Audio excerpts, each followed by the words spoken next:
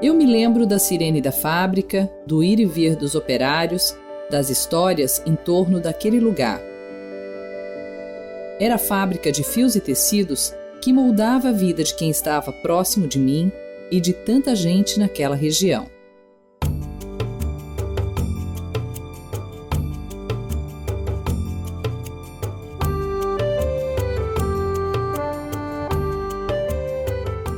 Já trabalhei na fábrica do Renault. Os Deschamps trabalhavam na empresa industrial Garcia, que eram meus bisavós. Meu pai, minha mãe, meus irmãos. O filho seguiu os caminhos do pai. A minha avó, Ana, também trabalhou nessa indústria têxtil. Minha mãe, meu pai, todos também trabalharam na fábrica. Toda a minha família trabalhava na área de têxtil, área de confecção. Eu entrei na indústria têxtil aos 16 anos de idade e estou nela até hoje. Mais tarde, entendi por que Brusque era chamada de berço da fiação catarinense e por que íamos tanto para Blumenau nos anos 70 e 80 comprar malha para minha mãe costurar. Aqueles passeios pelo Vale do Itajaí tinham cheiro de algodão.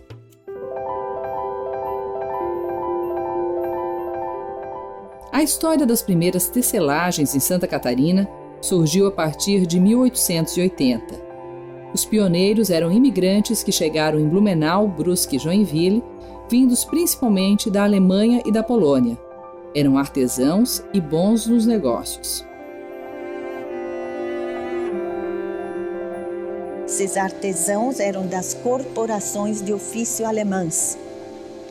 E que, portanto, a seriedade no trabalho, a qualidade no trabalho era tudo. Numa região onde não se planta algodão, onde não existe nenhuma outras matérias-primas, não é o grande polo consumidor, mas o Vale do Itajaí acabou virando referência, em alguns casos até mundial. Primeira fiação no sul do Brasil, fundada por Carlos Renault, já contou com uma visão e com, digamos, uma premonição do que poderia acontecer.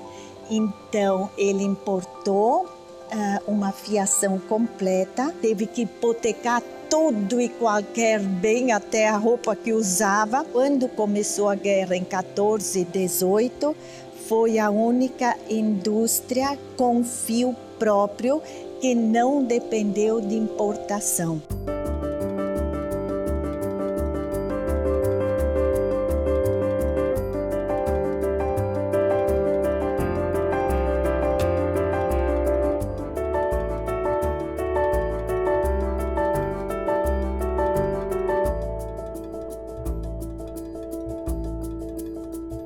A industrialização, ela vai iniciar de fundo, como uma atividade de fundo de quintal e vai ganhando proporções à medida que o mercado consumidor interno vai atender às demandas das necessidades dos povoadores do Grande Vale.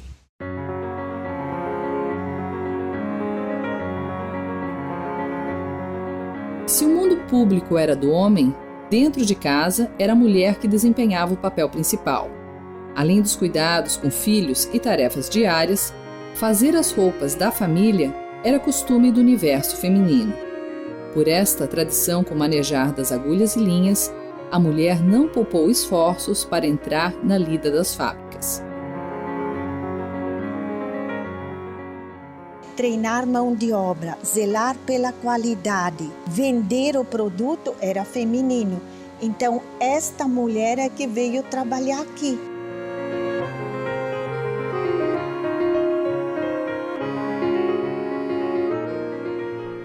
Foram elas que fizeram os desenhos, pintavam, para atender as demandas da empresa. As mulheres eram as formiguinhas que faziam essa atividade. Esta senhora Raque, ela ensinou as primeiras fiandeiras da indústria de Brusque, portanto de Santa Catarina. Ela veio da Polônia, ela sabia esse métier e ela foi a pioneira. A empresa industrial Garcia, a grande batalhadora, a propulsora dessa empresa, foi a esposa Berta. A empresa Karsten começou com costuras da esposa, a Kinrich, a Altenburg. Eu acredito que é sonhar com sucesso, é ter sucesso, é ver que aquilo que a gente empreendeu deu certo. E com a família grande, lógico que a gente queria ter filhos, mas também dar condições de vida a esses filhos. Talvez a maior herança que eu tenha da minha mãe é o valor ao trabalho, né? E eu me lembro, desde pequeno, a minha mãe acordava de madrugada e ia dormir de madrugada. A dona Adelina era muito caprichosa. Meu Deus, a dona Adelina, ela tinha uma garra. Ela fabricava, cuidava da família, dos seus filhos e ainda ia vender as camisas. Então é uma história realmente de uma mulher muito à frente do seu tempo. E a família crescendo, né, que somos 16 irmãos.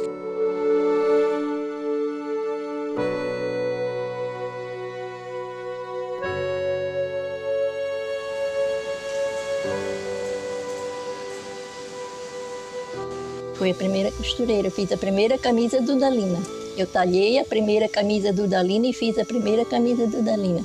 Meu serviço mesmo era fazer assim, os principais, né? Como era os colarinhos, essas coisas assim. Então era comigo, as outras faziam o restante da camisa.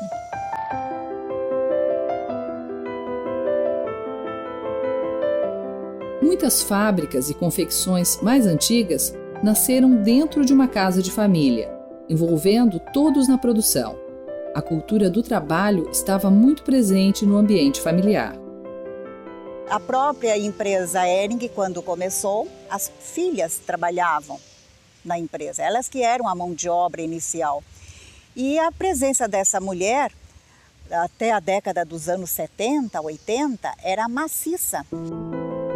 Aqui todos têm de trabalhar muito. Hermann gira a máquina circular, o que exige muita força. Bruno corta as camisetas e os casacos e faz viagens de negócios.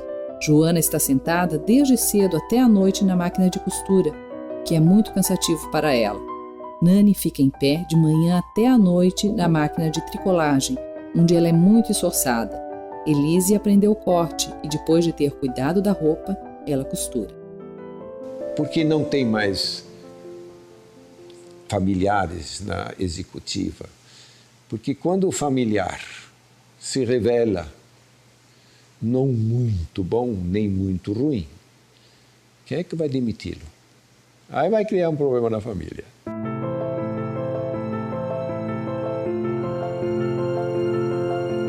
O cotidiano de muita gente girava em torno de algumas indústrias. Creche, escola, igreja, lazer, as próprias casas. Tudo estava próximo do trabalho. Uma época em que as pessoas passavam a vida em um mesmo lugar.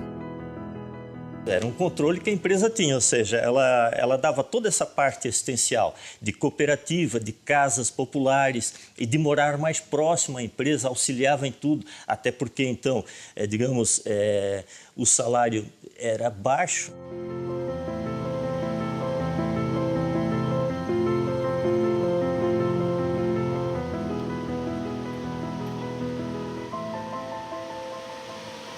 Eu trabalho 54 anos aqui. Entrei com 14 e trabalho até agora. Naquela época, com 14 anos, eu entrava assim, na fábrica. Hoje em dia é diferente, né? Eu acho que o trabalho é até uma terapia, porque se ficar muito parado, eu acho que morre.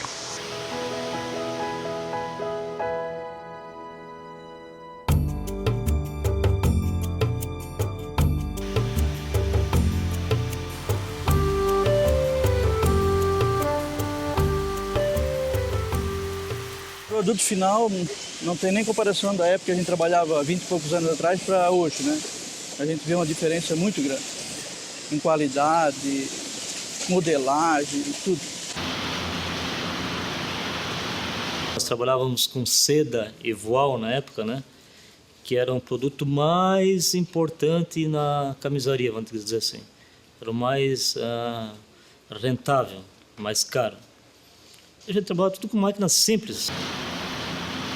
Tem uma CPU, tu vai lá, programa tudo tipo um computador e bota tudo lá no sistema e ela só aperta o pedalzinho. O que me fascina é exatamente a velocidade com que tudo acontece, né? E trabalhar com moda é acompanhar esse ritmo e muitas vezes até superar esse ritmo. Tenho 70 anos, 48 anos de empresa. A gente se recorda daquele tipo de maquinário muito precário, muito mecânico, muito exigente da operação do operador, ao passo que hoje as funções mais importantes da máquina são eletrônicas. O operador, ele meramente é um operador de máquina, ele não depende mais da habilidade dele para se conseguir um produto ideal, perfeito.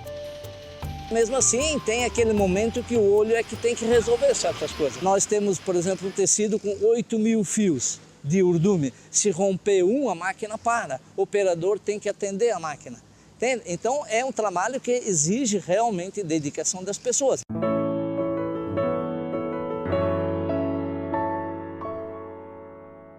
Nós temos que examinar um Brasil até 1994, que era um país fechado, um país não aberto à concorrência externa, o mundo era diferente, mas, ao mesmo tempo, independente dos planos econômicos que criaram toda uma geração sem muita visão de futuro, sem estabilidade, mas a indústria cresceu, se desenvolveu. Primeiro foi a informatização e automação.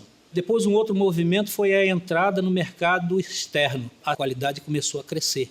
E o último movimento, agora recentemente, na década de 90, que é a terceirização. Motivamos gente de uma pequena cidade de se juntarem e fazerem uma pequena facção, nós chamamos. São entre 20 e 40 pessoas e recebem por peça.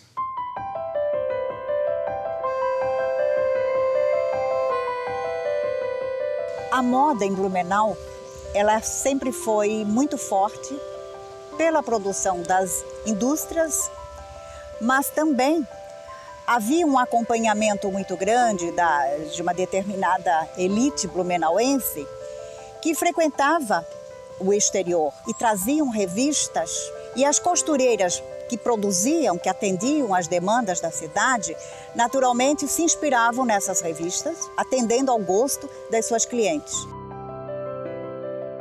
Era seda natural, era tafetá, era malha, jersey, dizia aquele tempo.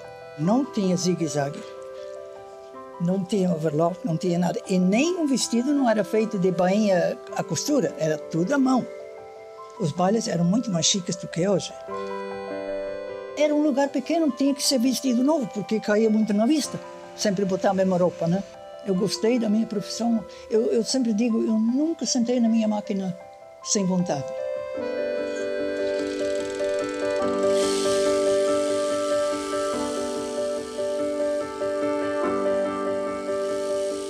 Então eu trabalho aqui nessas 3 máquinas que estão funcionando sozinha desde os 14 anos. Já faz bastante tempo.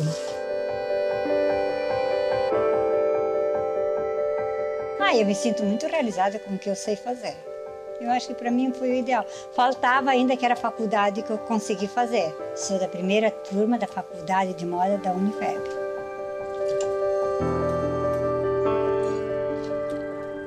Naquela época em que eu passava as tardes ajudando minha mãe neste quarto de costura, nem imaginava que um dia contaria essa história.